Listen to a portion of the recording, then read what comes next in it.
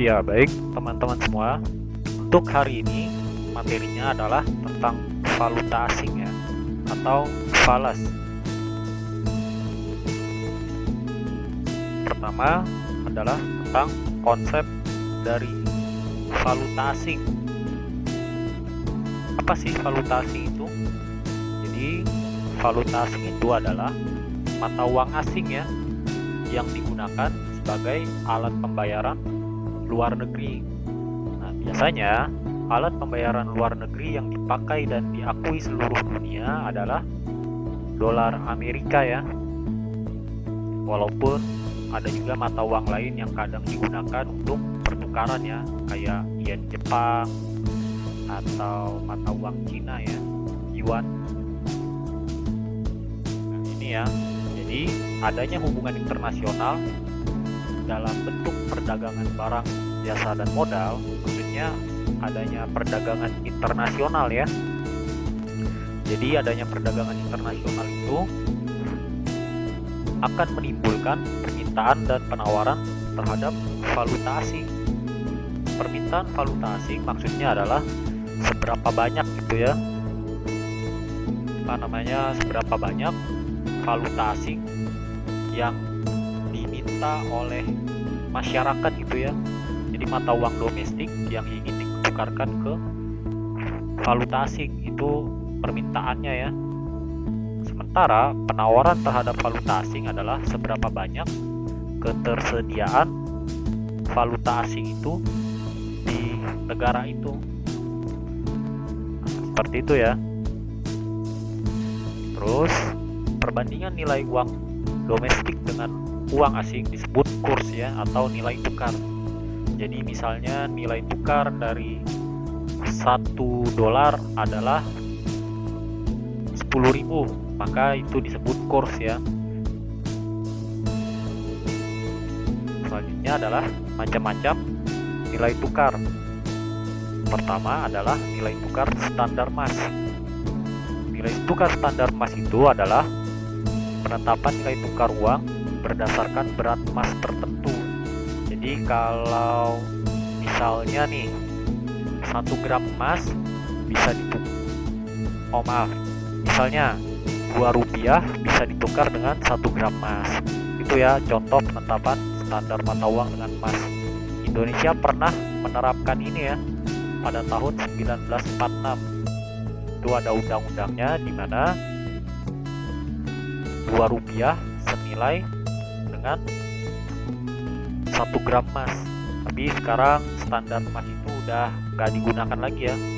Sekarang digunakan standar nilai mata uang itu berdasarkan mata uang asing. Selanjutnya adalah nilai tukar tetap. Jadi nilai tukar tetap itu penetapan nilai mata uang dalam negeri atau domestik terhadap mata uang asing yang ditetapkan oleh otoritas moneter tanpa memperhatikan permintaan dan penawaran atas valuta asing.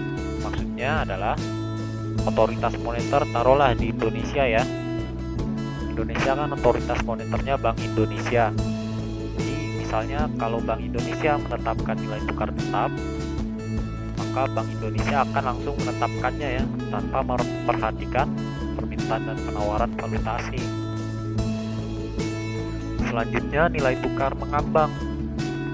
Nilai tukar mengambang itu nilai tukar yang ditetapkan berdasarkan mekanisme permintaan dan penawaran di pasar uang. Selanjutnya ada nilai tukar mengambang terkendali. Di mengambang terkendali ini kegiatan valuta asing di negara itu ada campur tangan pemerintah, tapi juga ada mekanisme dari penawaran dan permintaan valuta asing. Jadi seimbang ya, pemerintah akan melakukan sebuah ekspansi kalau diperlukan. Jadi ini mengambang terkendali ya. Sekarang ada jenis-jenis kurs. Kurs itu terbagi kalau kita misalnya ya mau melakukan penukaran mata uang asing ya, kita kenal ada 3 jenis kurs. pertama adalah kurs jual. Kurs jual itu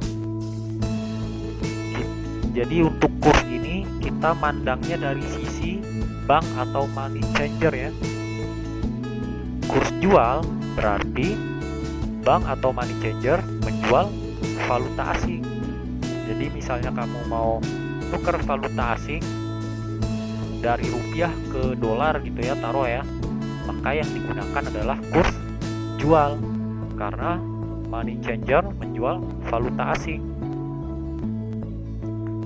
Selanjutnya adalah kurs beli. Kurs beli itu yaitu ketika money changer membeli valuta asing yang kamu miliki untuk ditukar ke rupiah. Jadi gitu ya kesimpulannya. Kurs jual itu money changer menjual valuta asing. Kurs beli money changer membeli valuta asing. Kurs jual digunakan ketika kamu menukar rupiah ke dolar gitu ya, taruh ya. Kurs beli digunakan ketika kamu menukar dolar ke rupiah. Terus ada kurs tengah. Kurs tengah itu ya kurs jual tambah kurs beli dibagi dua ya. Nah, ini ada contoh soal perhitungan kurs. Bapak Dedi dia bermaksud mengirimkan uang untuk anaknya di Amerika ya. Dia punya uang 10 juta terus mau ditukar ke USD. Ketentuannya kurs jual 8.765, kurs beli 8.655. Berapa dolar yang akan diterima oleh Bapak Dedi? Nah, untuk menjawab soal ini, pertama kita harus analisis dulu ya, kurs apa yang akan digunakan ketika menukar uang ini. Bapak Dedi kan dia punya rupiah, mau ditukar ke dolar. Berarti money changer-nya akan menjual dolar kepada Bapak Dedi. Maka digunakan kurs jual. Ini ya, 10.000 10 juta dibagi 8.765 yaitu 1.140 US dollar. Jadi kesimpulannya kurs jual ini 8.765 rupiah, maksudnya adalah 1 dolar senilai 8.765 kalau misalnya kamu mau nukar rupiah ke dolar. Kurs beli adalah 8.655 yaitu ketika kamu mau menukarkan dolar ke rupiah, maka 1 dolarnya dihargai 8.655. Kedua, Mr. Akito datang ke Indonesia untuk berlibur, menukarkan uangnya sebanyak 200.000 yen dengan ketentuan kurs jualnya itu, atau kamu punya rupiah mau ditukar ke yen, maka 1 yen senilai 72,95 rupiah. Kurs belinya kalau kamu punya yen ditukar ke rupiah, maka senilai 71,95 rupiah per yennya. Berapa rupiah yang akan diterima Mr. Akito? Udah jelas ya. Mr. Akito punya valuta asing, money changer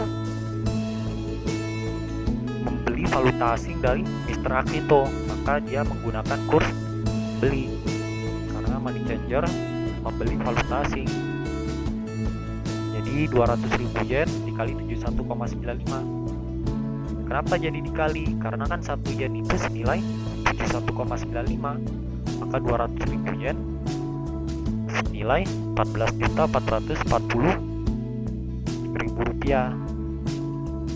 Nah, sementara kalau yang ini, kenapa dibagi?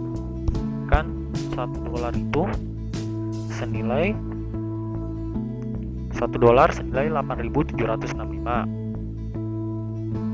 maka 10 juta ya cuma dapat 1.140 US dollar. Nah, seperti itu ya untuk materi valuta asing ini. Ya, sekian dari saya, kurang lebihnya mohon maaf. Akan kita lanjutkan di materi-materi selanjutnya ya.